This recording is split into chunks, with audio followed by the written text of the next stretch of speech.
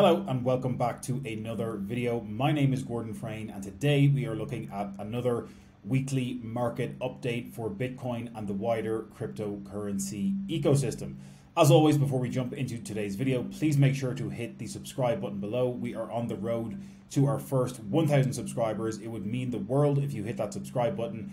Make sure to like the video as well if you enjoy the content and hit the notifications icon so you can get updated every time we drop new videos. We are dropping multiple videos every single week so that you can stay on top of all the latest movements in the rapidly evolving crypto ecosystem to hit your crypto goals. So let's jump into today's video. Plenty of stuff to get through as usual, and it has been a very, very hot market over the past week or so. We have gone from a market cap, looking at the total crypto market cap, from 1.95 trillion last Friday to over 2.3 trillion as of this Friday. So a movement of 35 odd billion in the past week or so. Definitely one of the largest weeks of growth we've seen in a long time, and a lot of capital flowing into the space in the past 7 days. So the fear and greed index is obviously representative of all this new capital and money flowing in. We are up to a score of 80 on the fear and greed index, which is a new all-time high since almost since the end of 2021 when we were in the last bull cycle. So fear and greed index up to a score of 80 as we smash through the $60,000 mark. And I think that is probably the biggest story of the past week, is Bitcoin smashing through the $60,000 level and remaining above $60,000 now for 2 or 3 days, and is kind of seeing that 60,000 mark now as almost support here in the short term, as we've seen it remain above the 60k mark for a few days. So interesting to note, the number of Bitcoin active addresses has been steadily picking up over the past couple of months as well. Bottoming out here, not completely bottoming. We obviously had bottoms in the middle of 2023, but in around December of last year, middle of December, we were seeing only about 794,000 active addresses. So that's been steadily growing all through Q1 so far, and we are up to over 935,000 active addresses.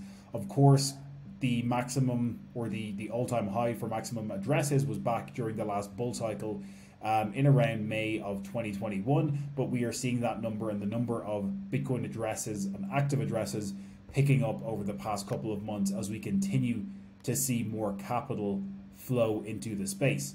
Taking a look at some of the biggest winners and losers over the past 7 days as well, it has been a big week for meme coins in particular, as well as AI coins as well. So we've seen WIF, Pepe, Bonk, Dogecoin and Shiba even as some of the biggest winners over the past week. All of those are up over 40%, with Pepe and WIF up over 194% and 225% respectively. Huge gains here for the meme coins over the past week or so. AI coins like Fetch and I think Singularity as well has had a pretty good week. Some of the gaming coins as well, and metaverse type of coins like Decentraland and the Sandbox performing pretty well. Solana had some big moves over the past few days as well, getting up over 29% in the past 7 days.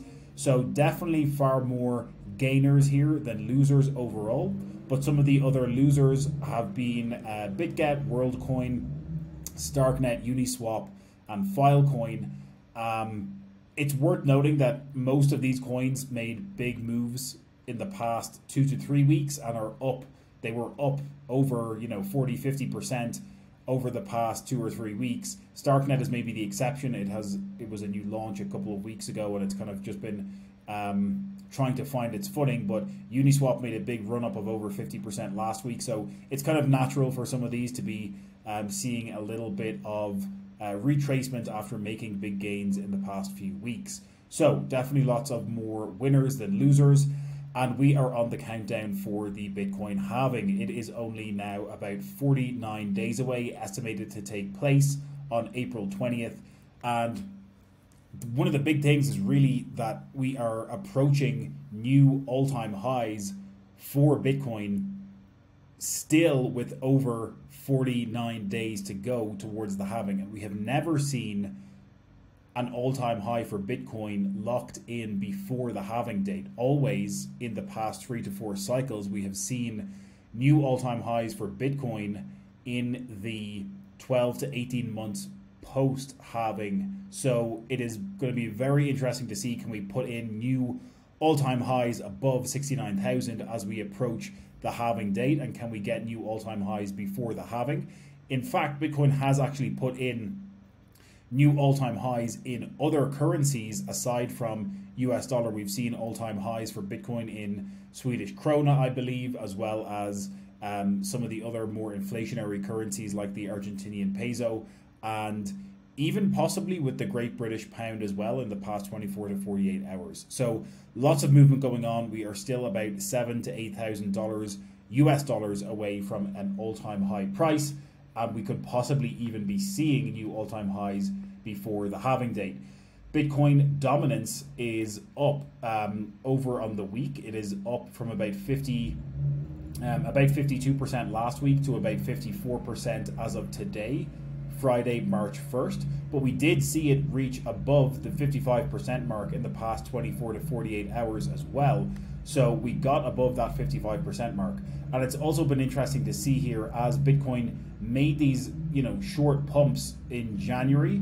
And again, at the start of February, we saw Bitcoin making these pumps, and then we saw money flowing into the altcoins over that preceding few days, and then Bitcoin making another rise with more money flowing into altcoins. So again, we're seeing a bit of a pattern here where we should see more capital flowing into altcoins, and we have done over the past 24 to 48 hours to bring the overall market cap upwards. So in terms of the altcoin performance index, it is still more of a Bitcoin month than it is an altcoin month. Over the past 30 days, we have seen some of the top 50 performers, including some of the lower to mid cap altcoins, like Fetch AI is performing very well. We've got Beam, we've got Theta, we've got Uniswap up over 90% on the past month. We've got Render, Caspa, VeChain, HBAR, Filecoin, Immutable, Doge, all performing and up over 50%. Ethereum itself up over 50% in the past month or so, and Bitcoin up 46.6% on the month, so performing extremely well. Almost all gainers here in the past month for the top 50, except for Monero, which saw some delistings on various exchanges and is down 16% on the month. Moving on to the narratives performers. So again, we've done other videos on the channel about how different narratives impact the prices of various altcoins throughout the course of the bull cycle, and each narrative will have its own mini cycle as we go through the bull run. And what we're seeing here is the different narratives in terms of month-to-date performance. Again, obviously we're only one day into March, but memes being the best performers, it completely makes sense when we look at the meme coins performing the best over the past 24 to 48 hours. We've obviously got the AI narrative. We had Fetch make a big run in the past 24 to 48 hours. We also saw Render making big moves, and Singularity Net as well making big moves over the past few days. So memes and the AI narrative are the two best performers. We've got real world assets, account abstractions, identity, decentralized physical infrastructure, and DEXs all performing quite well. And then on the lower end of things, we have wallets, ordinals, GameFi, app chains, money markets, Bitcoin narrative, etc. So definitely worth keeping an eye on these as you continue to monitor your digital assets and which narratives the assets you're holding are a part of. They will have their own mini cycles within the overarching bull market, so always worth keeping an eye on what is happening there. Moving on to the Bitcoin ETFs. So we did a separate update just a couple of days ago on the channel. You can check that out. But a lot of capital flowing into the ETFs. We had another big week over the past week or so. There does not seem to be any slowdown in terms of the amount of Bitcoin being bought up by all of the new 9 US spot Bitcoin ETFs. BlackRock still the leader here with 161,000 Bitcoin accumulated. Fidelity getting over the 100,000 Bitcoin mark this past week with now 104 Bitcoin accumulated. ARK and Bitwise in this kind of middle ground with about 24 to 33,000. And then on the lower end of things, the remaining Bitcoin ETFs. Again, we're visualizing here the different ETFs and how much Bitcoin has been accumulated by the 9 new ETFs, excluding Grayscale. And we are now at numbers over 340,000 Bitcoin in total that has been accumulated by the 9 new ETFs. We're looking at net Bitcoin ETF inflows here. Again, you can see another very big day on February 28th, and even the 2 days before that, February 26th and 27th, large amounts of Bitcoin accumulation versus some of the days last week. So these numbers continue to be very impressive, and the stability above $60,000 I think can be somewhat attributed to the sheer amount of Bitcoin still being bought up by the ETFs in and around 10,000 Bitcoin every single day. Moving on to the cycle low multiples, and what we have here is we have a visualization of the past 3 Bitcoin cycles or eras. And again, as we approach the halving date, which is day 0 here in the middle of this chart, we can see how in all of the 3 previous cycles or eras, we saw exponential returns begin to happen, or exponential price movements begin to happen in the aftermath of the halving date, which is marked here in the middle of the map. Obviously, traditionally, we have seen diminishing returns from era 1 to era 2 in orange to era 3 in green. And you can see here, the red is the current era or cycle that we are tracking, and we are very close to the halving date, obviously.